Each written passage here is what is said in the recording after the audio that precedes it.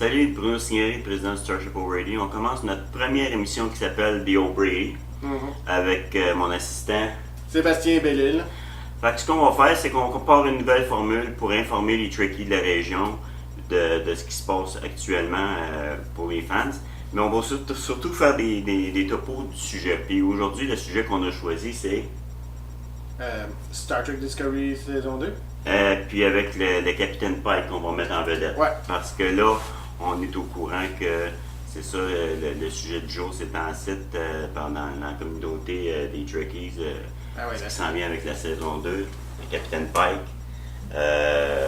Mais on a déjà une émission préparée pour la semaine prochaine. Celle-là, ça va être sur le retour de Capitaine Jean-Luc Picard. Le retour de Patrick Stewart. Ouais. Ça, c'est une nouvelle qui a été confirmée, qui est réelle. Puis beaucoup de fans s'attendent à ce que ça soit quelque chose de vraiment...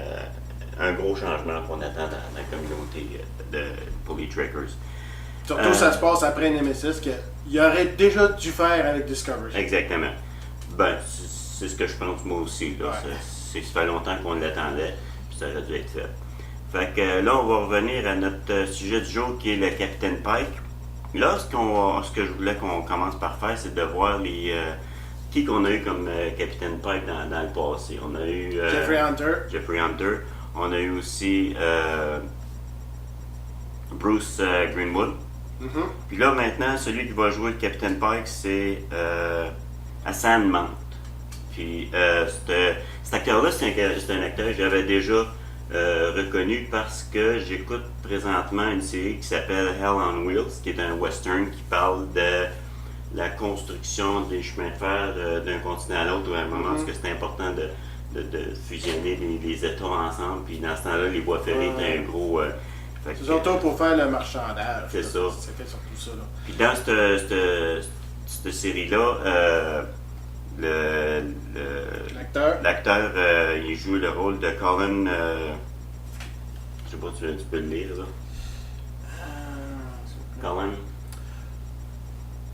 Colin Bohannon? Oui, Colin Buchanan, excuse. Buchanan, dans les no-western, là. Oh, ouais. Ce que je trouve qu'il y a un parallèle intéressant, c'est que notre acteur joue un western, puis s'en va dans Star Trek. William Shatner a joué dans un western qui s'appelait For the People. Il s'est retrouvé dans Star Trek. Je sais que, voyons, son nom, là, qui fait McCoy, là, DeForest Kelly, il a fait des westerns, aussi, mais il en a fait plusieurs westerns, DeForest Kelly, c'était presque juste ça qu'il faisait des westerns. Puis il s'est retrouvé dans Star Trek. Ouais. Ce qui est le fun dans Hell on Wheels, c'est que le maire de la ville dans cette série-là, c'est Miles O'Brien, joué par... Ok, ouais. Je sais pas ce que tu veux dire. On voit on a un Captain Pike avec un Miles O'Brien dans la même série en ce moment dans Hell on Wheels. Je sais aussi que Hanson Mount il a également joué dans une tentative de faire une série sur les Inhumans. Donc une série Marvel. Ouais. Puis, il y a une bonne historique, cet acteur-là. Je trouve qu'ils ont choisi en conséquence de quelqu'un qui pourrait entamer bien le rôle. J'ai écouté les entrevues sur vidéo. C'est un fan. Il est un fan de Star Trek. Il a écouté toutes les séries originales. Ça prend ça pour comprendre dans quoi tu t'impliques quand tu veux jouer un rôle intéressant et captivant. Les questions qui s'est fait poser, est-ce que tu vas pouvoir jouer le Capitaine Pike tel qu'il était? On se souvient que Captain Pike dans The Cage, c'était un personnage plutôt rendu à l'étape d'être tanné, d'être au bout. Il était au bout d'être capitaine, de prendre des décisions, savoir qui va vivre, qui va mourir. Fait que là, la question qui a été posée, est-ce que tu vas jouer le personnage pour montrer toutes les étapes qui l'ont rendu à ça? Puis là-dessus, il n'a pas été plus précis de dire c'est possible que justement j'aille la plateforme pour pouvoir, qu'on peut jouer avec ça pour se rendre jusqu'à cet état-là. Encore là, ça va dépendre des écrivains, directeurs, la direction que les autres veulent prendre, surtout avec leur Captain Pike. Surtout que dans l'annonce de la saison 2, il y a l'air de Captain Pike avec un certain humour. Oui, ils l'ont joué plus léger, puis ça, c'est C'est un commentaire qui a été fait dans l'émission Track Yards, là, quand ils ont parlé du côté plus léger du Capitaine Pike, une liberté qui semble s'être donnée pour ça.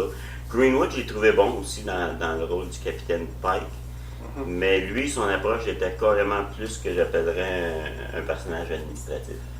Mais on se souvient que, à part d'être le capitaine de l'Enterprise, Greenwood il a joué un Pike qui était. Il était donné il embarquait pas mal dans l'illustration, puis il est devenu ce que j'appellerais un personnage, un père exemplaire, comme tu dirais, un father figure qui appelle en anglais. Oui, pour Kirk, surtout pour le nouveau Kirk. Ouais. Oui. Fait que, on a des bonnes sources pour les acteurs qui ont été choisis jusqu'à date. Je suis pas inquiète pour celui qui ont choisi de faire celui-là. Ce que j'essaie de comprendre, c'est qu'est-ce que Discovery essaie de faire. Ils essayent de nous revoir. Ouais. Moi, je dirais c'est plus ça. Ils essayent de nous revoir. Ouais. Parce que là, ils vont faire un arc que j'appelle un Search for Spark arc. Parce que là, Spock a rapport avec ce qui se passe avec les espèces d'anomalies. Est-ce que Spock est allé proche des anomalies parce qu'il a dit qu'il est comme parti? Ils n'ont pas entendu parler de lui depuis un petit bout. Fait que ça risque d'être ça. Puis quand Spock et Burnham vont se voir, ça va être quoi les choses qu'ils vont discuter? Puis encore là, est-ce que Sarek va être encore dans Discovery pour justement aller chercher son fils? Puis encore là, la dynamique Sarek Spock, est-ce qu'on va voir ça? Ça, c'est tout plein de questions qu'effectivement qu'on va être obligé de voir la réponse quand la série va commencer. Oui, mais comme tu dis, c'est une tentative. Moi, je vois une série en ce moment qui a de la misère à décoller depuis la première saison, selon ce qui a été rapporté sur les médias, qu'ils ont eu de la misère à remonter la colline. La seule chose que nous autres, les fans, on a comme aimé le plus, c'était justement la fin, mais quand ils ont montré l'Enterprise. Oui, parce que ça, c'est une chose, l'Enterprise, qu'est-ce que tu as pensé de cette entreprise-là? Moi, j'ai fait comme crissement beau. C'était un beau vaisseau qui apparaissait direct la première fois. J'ai comme aïe aïe. Ouais, c'est ça la réaction. C'est l'esthétique qu'on a connue de ce que Star Trek était. On a revu les formes familières, on a revu les saveurs qui viennent nous chercher, nous autres, les fans. Ils ont vraiment fait un mélange entre la série originale et les films. C'est carrément, ils ont pris le refit et l'original, ils les ont fusionnés ensemble. Trop changé ou tu trouves que c'est juste? J'ai juste assez bon de changement pour qu'on le reconnaisse quand même comme étant l'Enterprise. Okay. Puis qu'on fasse pas, puis finalement qu'on dise J.J. Abrams aurait dû prendre cette Enterprise-là. Oui. Moi je suis d'accord avec ça parce que on retrouve plus les formes familières de ce navire-là qu'on a connu dans la série originale. Mais ce qui est assez drôle, c'est que des fois, il y a du monde qui vont dire que CBS avait comme pas les droits sur l'ancienne Enterprise. C'est ça. Comment? Je veux dire, tu vas chercher la série Star Trek, tu serais supposé d'aller chercher toute là. Tu sais, on s'entend là, dans Enterprise, quand ils ont montré le USS Defiant, TOS Defiant, carrément, même le bridge à l'intérieur, tout était TOS. Tu arrives avec Discovery, ou encore là, les films de JJ, faut tout changer ça. Pourquoi? Bon, ok, peut-être les films, je comprends, mais pour Discovery, il n'y aurait pas de dire, on est dans le prime timeline. Ça n'a pas l'air. Ça a tout le temps pas l'air. Même pour l'Enterprise. Il est comme. C'est sûr qu'on va arriver en dedans de cette Enterprise-là, il va être super avancé, là, plus avancé. Là. Je peux comprendre qu'il veut y aller avec la logique que c'est notre futur. Ouais. La technologie qu'on a d'aujourd'hui, c'est pas la même technologie des années 60. Fait que techniquement, l'évolution de la technologie devrait être encore plus avancée, rendue au 23e siècle. Oui, mais ça revient à un autre argument que moi j'ai tout le temps pensé. Si tu veux pour jouer avec une liberté d'expression artistique dans le domaine de ce que ça devrait avoir l'air, il y aurait eu plus de chances de gagner du monde en le faisant justement post-Star Trek Next Generation. C'est ça. Parce que à ce moment-là, quand tu te donnes ce genre de liberté-là, c'est correct de le faire parce qu'on est déjà à un point où ce chapitre-là n'a pas encore été écrit. C'est ça. Il n'a pas été écrit puis il n'a pas été fait. Fait que là, tu as une marge qui ouvre grande même, parce que tu peux jouer avec ça. C'est ça. Mais la manie qu'ils ont, puis que les fans qui ont fait j'ai lu les commentaires là-dessus, les fans ne comprennent pas pourquoi on a retourné en arrière. T'essaies-tu d'aller chercher une familiarité, t'essaies-tu d'aller chercher quelque chose qui est déjà connu? On le connaît déjà. Pourquoi pas aller inventer de l'avant? Moi, j'appellerais ça la paresse d'Hollywood. Ah ouais? On est rendu sur Internet, on a beaucoup de reboots. Puis encore une fois, c'est quasiment un reboot. Donc, Hollywood se sent moins confortable à faire de l'originalité, qui est obligé de reprendre des affaires avant pour faire du cash, carrément. C'est tout juste du money grabbing, parce que faire une nouvelle franchise, on dirait que là, c'est rendu trop difficile. C'est-tu parce qu'ils sont rendus avec juste des pages blanches? Mais, tu sais, encore là, c'est juste la paresse, pas mal. Là. Ils sont comme rendus pas mal paresseux. Là. On dirait qu'ils... Même encore là, on dirait qu'ils ont de la misère à vouloir nous donner un contenu avec une bonne qualité aussi, des fois. Là.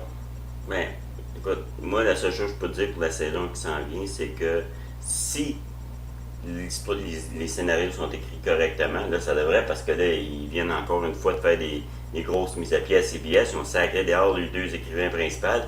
Kurtzman, le réalisateur en ce moment, a pour job de trouver quelqu'un d'autre qui va pouvoir écrire des scénarios intéressants. La formule là-dedans, c'est trouve quelqu'un qui est capable d'écrire pour Star Trek, pas juste pour une science-fiction. Trouve quelqu'un qui peut écrire un scénario qui va justement aller chercher les bonnes façons d'écrire de dire l'histoire. Il peut facilement trouver des écrivains là, pour Star Trek. Là, qui aillent voir les fans, carrément. Là. Ceux qui sont fans, ceux qui sûrement sont toujours en train d'écrire, je sais pas moi, des histoires à eux-mêmes, là, genre, là, puis, ou ceux qui ont écrit des livres sur Star Trek aussi. Là. Puis même encore là, ils ont déjà permis à Jonathan Frank d'être directeur sur certains de leurs épisodes. Il peut les conseiller sur des bons écrivains ou au moins donner une direction Star Trek aux écrivains qui vont engager aussi. Là. Puis, c'est tout le temps dans une bonne histoire que tu as un bon Star Trek. Ça, c'est qu'est-ce qui a fait durer la franchise pendant 50 ans. C'est quand l'histoire avait toujours une prémisse, un but à atteindre, un objectif à faire comprendre à ton public qu'est-ce que le message qu'ils disent, le message qu'ils donnent. La morale de l'histoire. Si on pourrait revenir à ce genre d'histoire-là, je pense qu'on serait bien parti. Parce que pour l'instant, il y a une série qui joue parallèle à Discovery qui le fait d'une façon excellente. Puis c'est ce qu'on appelle le Star Trek non officiel, c'est la série Orville. Eux autres ont réussi à trouver cette formule-là de raconter l'histoire, de faire réfléchir les gens d'une façon raisonnable. Là-dessus, tu vas me répondre à une question que je me suis faite. Moi, quand j'ai posé cette question-là sur la façon d'écrire les histoires, puis d'être d'un avenir plus positif, la réponse que je me suis fait deviner par un membre, moi, c'est parce que ça a plus sa place aujourd'hui des histoires à morale positive. Est-ce que tu penses que c'est vrai? Moi, je pense plus qu'on en a besoin, pas mal plus d'histoires positives. Oui.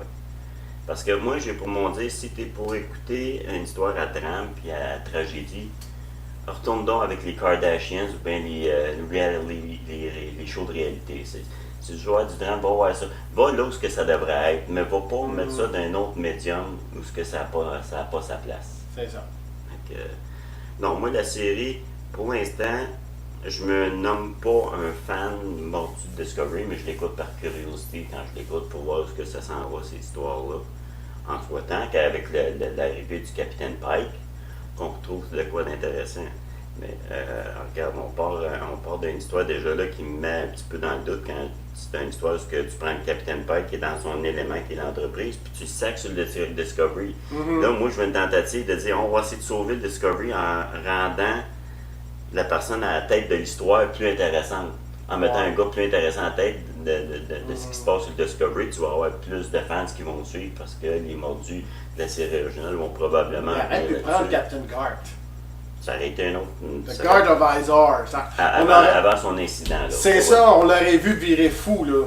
Il aurait pu être, ça aurait été dans un contexte que ça aurait pu être plus plausible si tu veux. Donc, moi, la seule chose que je peux te dire là-dessus, c'est qu'on souhaite que cette saison-là va être intéressante. Le choix qu'ils ont fait pour le Capitaine Pike, je le trouve intéressant. Oui.